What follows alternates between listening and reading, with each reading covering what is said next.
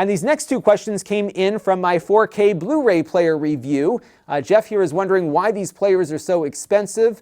Surely the physical hardware doesn't even come close to justifying the price. I think he is right about that, given that there are decent 4K Blu-ray players that cost a bit less. And Sina here is wondering whether or not we'll even see any more physical media happening, given how many player manufacturers have left the market. I think there still is a market for it, but it's going to look more like Laserdisc did in the 90s.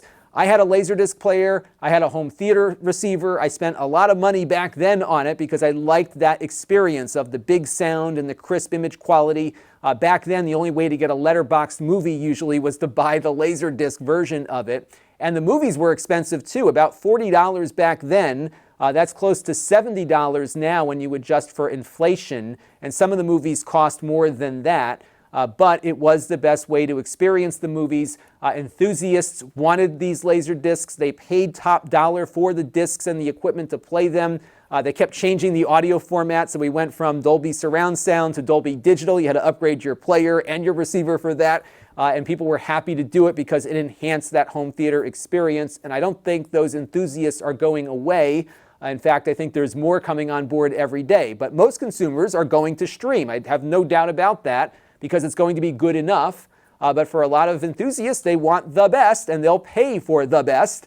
And in the case of 4K Blu-ray, you get a much higher bit rate. You can push more data locally through that player. In some cases, the movies can run at 100 megabits per second with HEVC compression. They look wonderful. The sound is equally wonderful because you have lossless audio. You've got the Atmos sound now. Things just are amazing on these discs and much better than streaming. And I think there will still be a market for that over time, but I do expect it to get more expensive. Less players being out in the marketplace means they will be more expensive because there are going to be less consumers for them, and the movies will likely cost a little bit more too, but I don't think it's going away anytime soon. And don't forget, a lot of people are in areas where they don't have sufficient broadband for even 1080p playback, so I do think the movies on disc will still have a place. But I do think it will go mostly streaming in the future, which will drive up cost for us enthusiasts. This channel is brought to you by the Lon.TV supporters, including gold-level supporters, the Four Guys with Quarters podcast, Chris Allegretta, Tom Albrecht, Mike Talbert, Brian Parker, and Kalyan Kumar.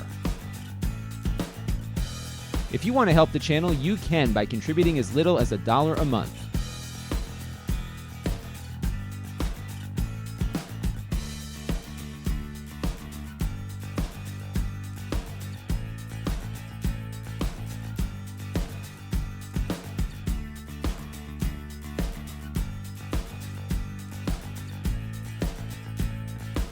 Head over to Lon.TV/support to learn more.